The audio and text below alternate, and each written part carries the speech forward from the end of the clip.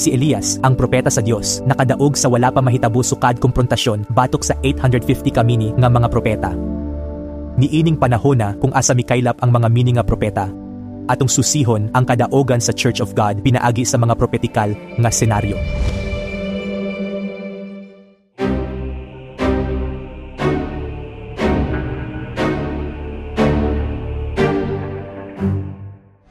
Si Ahab mao ang hari sa Israel nga nagsimba sa Dios. Apan naminyo siya kang Jezebel nga nagsimba sa laing mga Dios. Ug nagtukod siya og templo alang kang Baal ug nagpahimo siya og poste sa Diyosa nga si Asera. Nagbuhat siya og labaw pa kadautan kaysa tanang mga hari nga nauna kaniya. Nasuko pag-ayo ang Dios. Ug gipadala si propeta Elias ngadto kang Ahab aron pasidan-an siya sa iyang sala. Unsay reaksyon ni Ahab? Naghinulsol ba gayud siya sa iyang daotang buhat? Wala gyud. Si Ahab nga nahaylo ni Jezebel mapintas nga nagpatay sa mga propeta sa Dios. Ug sumala sa pulong sa Dios, usa ka grabe nga kagutom nagsugod tibuok Israel. Si Haring Ahab nasuko sa taas nga kagutom, gipangita Elias sa pagpangayo og ulan pag-usab. Unya, gihangyo ni Elias ang hari nga ipatawag ang 450 ka propeta ni Baal ug ang 400 ka propeta ni Asera ngadto sa bukid sa Carmel. Gitigom ni Ahab ang tanang katawhan ug ang mini nga mga propeta didto sa bukid sa Carmel. Unya, ang talagsaong komprontasyon sa 850 batok sa usa na buklad diin gipadayag sa Dios ang iyang gahom. Tuguti ako sa mubo nga pagpasabot sa komprontasyon.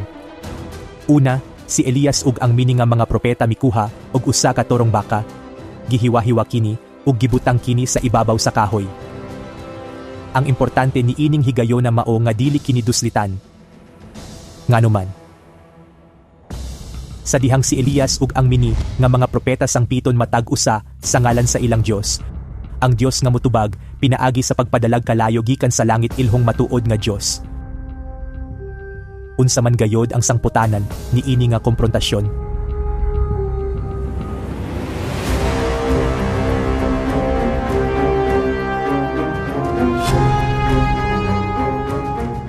Bisan pa man, ang 850 kamini nga mga propeta mikusog sila pagsangpit ug nagula pagani.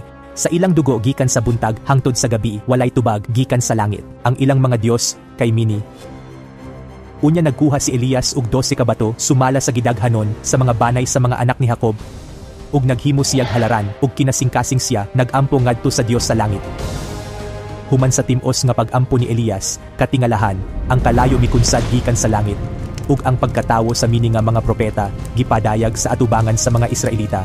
Kini mao ang gamhanan nga buhat sa Dios nga nagpadayag sa iyang kaugalingon ingon nga tinuod nga Dios sa tibuok kalibutan. Ug didto si Elias nga mituo sa Dios ug maisugong nakig-atubang sa 850 kamini nga mga propeta. Usa kadto ka kadaugan nga nahimong posible tungod ang labing gamhanang Dios nag-uban kang Elias. Sama sa nangagi, adunay daghang mini nga mga propeta ni ining panahona nga nagbutang og mga litag sa paglimbong nga modala sa mga tawo ngadto sa kalaglagan. Karong panahona, asa man ang mahimayaong kalihokan sa kadaugan nga may pagtuo sa matuod nga Dios? Ang Biblia nagsulti kanato nga ang kasaysayan ni Elias, usa ka komprontasyon sa 850, batok sa usa, nagsubli sa iyang kaugalingon ni ining panahona. Ang 7 ka kasaulogan sa 3 ka panahon giwagtang sa panahon sa kangitngit. Gipahiuli ni Kristo ang sanghong ang halaran sa kamatuoran ug giablihan ang dalan sa kinabuhi padulong sa inahan sa kinabuhi. Si Kristo ang sanghong mao ang propeta nga si Elias nga nagpakita sumala sa propesiya sa Biblia ug siya mao ang Dios nga Espiritu Santo. Ug ang World Mission Society Church of God diin ang Dios Amahan ug Dios Inahan nagpuyo mao ang tinuod nga simbahan. Ug dinhi ang Dios Elohim naghatag sa kadaugan sa kaluwasan.